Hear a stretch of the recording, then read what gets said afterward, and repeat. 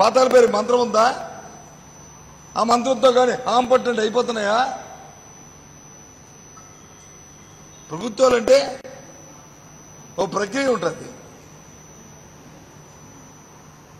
3 సంవత్సరాలు 4,000 కోట్లని నువ్వు రిలీజ్ చేస్తావు. అవి వడ్డీలకే సరిపడే చక్రవడ్డీలు అయిపోయి రుణాలు తీర్చుకోలేక ప్రజలు ఇబ్బంది పడుతూ రైతులు ఇబ్బంది పడుతున్న ఈ నేపథ్యంలో ఏంటి అడ్వర్టైజ్మెంట్? దీనికి వచ్చి మళ్ళీ కార్యక్రమం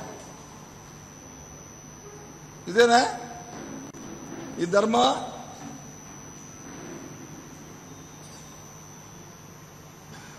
మన ఇక్కడేదో కారిడార్, ఏ కారిడార్ అన్నది? పెట్రోకెమికల్ కారిడార్ కట్టిస్తాం. Visakhapatnam Chennai coast corridor complete అయిపోయింది. నవ్వాలా, ఏడాలా, ఏం చెప్పాలా? ఏంటిది?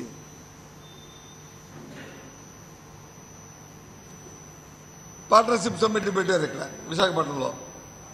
6 లక్షల కోట్లు ఒక సంవత్సరం 5 లక్షలు లక్షలు చెప్పారు. వాస్తవంగా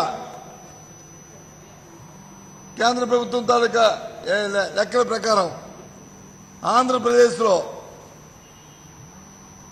వచ్చిన ఇన్వెస్ట్మెంట్ అంటే ఇన్వాల్వ్ అయింది, ఖర్చు అయిన ఇన్వెస్ట్మెంట్ ఎంత అయితే 4,538 కోట్లు. ఇది వాస్తవం కాదా? ఎలా చెప్తున్నాం 6,000 కోట్లని, 6 లక్షల కోట్లని? 6 లక్షల కోట్లు కానీ ఇన్వాల్వ్ అయితే ఎన్ని పరిశ్రమలు రావాలి, ఎంత ఉద్యోగాలు రావాలి, ఎన్ని రావాలి చెప్పండి.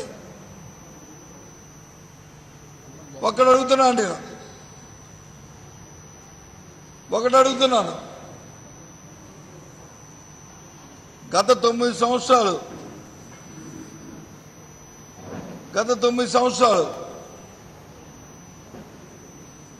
మీరు ముఖ్యమంత్రిగా ఉన్నప్పుడు కానీ లేదు ఈ 4 సంవత్సరాలు ముఖ్యమంత్రిగా ఉన్న సమయంలో కానీ ఈ 13 సంవత్సరాల్లో ఆంధ్రప్రదేశ్లో ప్రైవేట్ రంగ సంస్థలో ఇదిగో నేను ఇంత ఎంప్లాయ్మెంట్ ఇగో ఈ ఒక పరిశ్రమ తీసుకొచ్చి ఒక పరిశ్రమ చూపెట్టగలరా?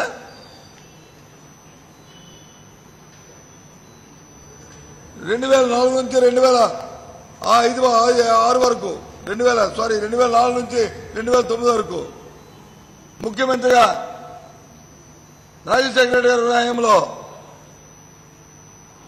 మన పక్కన బ్రాండింగ్స్ తీసుకొచ్చి 18,000 ఎంప్లాయ్మెంట్ క్రియేట్ చేసింది. ఇది వాస్తవం కాదా? ఇది అబద్ధమా? అలాంటిది ఒక మర్చిటోళ్ళకి ఒక్కరు చూపెట్టండి. అలాంటివి ఎన్నో ఉన్నాయి, చెప్తాను పేర్లు చెప్పమంటే చెప్పనండి. ఇదిగో మేము చేసాము ప్రైవేట్ రంగంలో తీసుకొచ్చామని చెప్పి ఆలోచన ఉంటాయి కదా, ఆ కమిట్మెంట్ ఉంటాయి కదా. ఎంతసేపు ఎవరైనా వస్తే నాకేమిస్తావు, నాకెంత వాటా ఇస్తావు, నాకెంత అప్రెంట్ ఇస్తావు, నీకు అలాట్మెంట్ ఇస్తే ఏమిస్తావు అని నేను చెప్పిన మాట కాదు ఇది. విదేశాల్లో ఉన్న జపాన్లో ఉన్న మాకే సంస్థ చెప్పింది. ఆంధ్రప్రదేశ్లో పరిశ్రమలు పెట్టడానికి పెడితే ఆంధ్రప్రదేశ్లో ఏదైనా ఇన్ఫ్రా కార్యక్రమాలు చేస్తే ఆ ప్రభుత్వానికి ముందు వాటాలు తేలితే తప్ప పనులవో అని చెప్పింది. ఇది పరిస్థితి. ఏం చెప్పమంటారు? చెప్పండి, నిజం చెప్పండి. ఇది అబద్ధం చెప్తున్నాను మీకు. ఇది ఇటువంటి కార్యక్రమాలు మీరు వచ్చారు చెప్తున్నారు. ఉపాధి భగవంతుడు ఒక అవకాశం ఇచ్చినప్పుడు ఆ అవకాశాన్ని సద్వినియోగం చేసుకుని ఆ టైంలో మన బాధ్యతగా ప్రజలకు ఇచ్చిన వాగ్దానాన్ని ప్రజలకు ఇచ్చిన కార్యక్రమాలను నెరవేర్చుకుంటూ మనం ముందుకెళ్ళడానికి ప్రయత్నం చేయాలి. అంతేగాని ఈ రకమైన కార్యక్రమాలు ఈ రకమైన మాటలు లేనిపోయిన ఈ కార్యక్రమాలు అనేది ఇది కరెక్ట్ కాదు, ఇది వాస్తవం కాదు. ఇంకైపోతే రాజకీయంగా చూసుకుంటే నిన్న రోజున ముఖ్యమంత్రి గారు మాట్లాడుతున్నారు.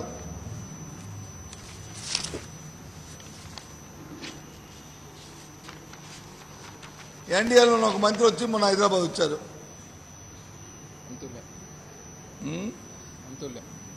రామ్దాస్ అద్వాలే అని, నాతో నేను కూడా 99లో ఎంపీ చేసినప్పుడు ఆయన కూడా ఎంపీగా ఉన్నారు.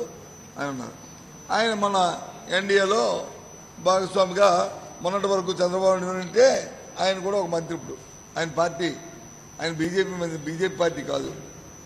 ఆయన అన్నాడు, చంద్రబాబు నాయుడు గారు తొందరపడి ఎన్డీఏని వదిలేశారు, ఆయన వదలకపోతే ప్రత్యేక హోదా వచ్చేదేటో సరే వదిలేశారు, జగన్మోహన్ రెడ్డి గారు కానీ ఎన్డీఏలోకి వస్తే రేపు ముఖ్యమంత్రి అవుతారు అని ఒక ఉచిత సలహాని ఇచ్చాడు ఆయన. ఎవరు? కేంద్ర మంత్రి రామ్దాస్ గారు ఇస్తే దానికి చంద్రబాబు నాయుడు గారు, పాపం చంద్రబాబు నాయుడు గారు కొడుకు అత్యుత్సాహంతో తిట్లో చూసారా, విన్నారా, ఆయన బీజేపీలోకి వెళ్ళిపోతున్నాడు అని. సూటిగా అడుగుతున్నాను చంద్రబాబు నాయుడు గారిని, వాళ్ళ మంత్రుల్ని, వాళ్ళ అబ్బాయిని. సాక్షాత్తు భారతీయ జనతా పార్టీ అధ్యక్షుడు హైదరాబాద్ వచ్చి అమిత్ షా గారు, చంద్రబాబు నాయుడు గారు మీ రాజగురువును కలిశారు, తెలుగుదేశం పార్టీ నాయకులారా మీ రాజగురువును కలిశారు. దేనికి కలిశారు? మళ్ళీ మీకు లాలూచని, మళ్ళీ మీకు మళ్ళీ వ్యవహారాన్ని నడపడానికి, అనుసంధానంగా ఉండడానికి, మళ్ళీ చేసిన తప్పులు మళ్ళీ అటు ఇటు మార్చుకోవడానికి, మళ్ళీ ఇంకా దోపిడీ జరుపుకోవడానికి, ఇంకా రాష్ట్రాన్ని అధోగతి పట్టించడానికి. ఇది వాస్తవం కాదా? మీ రాజుగారు కలిసింది అబద్ధమా? చెప్పండి, అబద్ధం చెప్పండి. కాదు కదా, దానికి సమాధానం చెప్పండి మీరు. మళ్ళీ కొత్త మళ్ళీ ఏం ఒప్పందాలు జరుగుతున్నాయి మీకు? మళ్ళీ ఏట్ల ఆలోచనలు జరుగుతున్నాయి? మళ్ళీ ఏ విధంగా రాష్ట్ర ప్రజలు మోసం చేయదలుచుకున్నారు? 4 సంవత్సరాలు కాపురం చేసి 4 సంవత్సరాలు వచ్చి ఆ కేంద్రంలో రాష్ట్రంలో మంత్రులుగా ఉండి ఈ రాష్ట్రానికి వచ్చి మేలు జరగక ప్రత్యేకవాదాలు వచ్చి పోలవరం కోసం తాకట్టు పెట్టి, పోలవరం కోసం కాదు, పోలవరం కాంట్రాక్టుల కోసం, పోలవరం కోసం తాకట్టు పెడితే మంచిదే జీవనాడి, కానీ పోలవరంలో ఉన్న కాంట్రాక్టుల కోసం తాకట్టు పెట్టి మీరా మాట్లాడుతుంది ఇవాళ ఇక్కడ. ఇదేనా మీ తాను నీతి? ఇవాళ వచ్చి మాట్లాడుతున్నారు మీ మంత్రులు. కేబినెట్ లో సాక్షాత్తు ఒక మంత్రి అయితే మా ప్రాంతానికి సంబంధించిన అశోక్ గజపతిరాజు గారు 4 సంవత్సరాల మంత్రిగా జైలు రైల్వే జోన్ దాడలేదు, ఆయన నోటి మాట్లాడలేదు. మగవాళ్ళ అలా 4 సంవత్సరాలు ప్రవర్తించారు. వెనుకబడిన జిల్లాలకు వచ్చి ముందరికి ప్యాకేజ్ ఇస్తారంటే కనీసం మా జిల్లా కూడా అంత ఉంది, మా ప్రజలు కూడా నాకు ఓటేశారు, మరి కనీసం రాష్ట్రం కాకపోయినా ఆ ప్రజల కోసం ఆలోచన చేశారా? లేదే. మీరా మాట్లాడతారు. మీరు వచ్చి ఆనందంగా ఉన్నారా?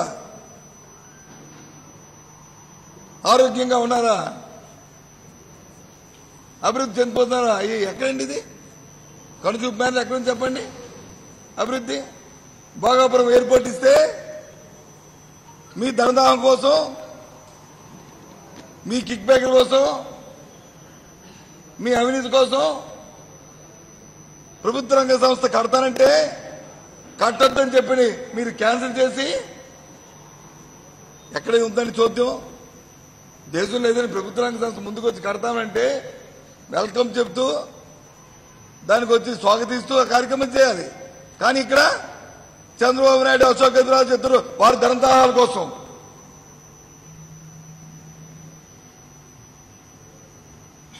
అవినీతి కోసం దీన్ని క్యాన్సిల్ చేస్తే మన వాస్తవం కాదా? తప్పైతే దాని మీద ఎంక్వైరీ చేయమని చెప్పండి, ఎంక్వైరీ కోరమని చెప్పండి అశోక్ గజపతిరాజుని. మొన్న కూడా కేంద్రం లెటర్ పంపింది, మేమే మళ్ళీ కడతాం, మాకు అవకాశం ఇవ్వండి పంపింది. మీరు ఇంకెక్కడుంది అభివృద్ధి? మీరా నిద్ర చెప్తారు, దేయాలు వేదాలు వేస్తుంటే ఓహో అడ్వర్టైజ్మెంట్లు ప్రభుత్వ డబ్బుతోని ప్రజా ధనంతో మీ తాలూకా. కాబట్టి 1500 రోజులు కూడా ఎక్కడా కూడా అధికార పరిపాలన లేదు, గాలికి వదిలేశారు. ఎక్కడ అధికారులకి ప్రజాప్రతినిధికి ప్రజలకి ఎక్కడ సంబంధం లేదు. ప్రజల బాధలు ప్రజలకు వదిలేశారు. అధికారులు కానీ లేకపోతే ప్రజాప్రతినిధులు కానీ ఎవరికి తోచినట్టు వాళ్ళు దోచు తింటున్నారు. దానికి ఉదాహరణ మన విశాఖపట్నంలో జరిగిన భూముల కుంభకోణంలో కబ్జాల్లో మొదటి అధికారులు ఏం చెప్పారు? ఇన్ని వేల ఎకరాలు అన్నారు. మంత్రులు ఏం చెప్పారు? ఆ మంత్రి తినేసాడని చెప్పి రిపోర్ట్ ఇచ్చారు. ఇంకొక ఎమ్మెల్యే ఏం చెప్పారు? ఆ ఎమ్మెల్యే తినేసాడని రిపోర్ట్ ఇచ్చారు. అధికారులు ఏం చెప్పారు? వీళ్ళందరూ తినేశారన్నారు. ఎంక్వైరీ చేశారు. ఇప్పుడు వచ్చి ఎక్కడా కూడా కడుచూపు మేరలో ఎంక్వైరీ ఎక్కడా కనిపించట్లే. ఎందుకయ్యా చెప్పండి, దేని గురించి ఎంక్వైరీ? మరి రిపోర్ట్ని మీరు బహిర్గతం చేయకపోతే మరి దేనికోసం ఎంక్వైరీ? మీరా మాట్లాడతారు అభివృద్ధి గురించి. ఇంకో 20 సంవత్సరాలు ఇవ్వండి, ఇంకో 20 మంది ఎంపీలు ఇవ్వండి. 17 పుట్టుకెక్కడమ్మా స్వర్గానికి ఎగిందంట. ఏంటండి వీడియో నచ్చిందా? అయితే ఓ లైక్ వేసుకోండి, లేదంటే ఓ కామెంట్ చేయండి.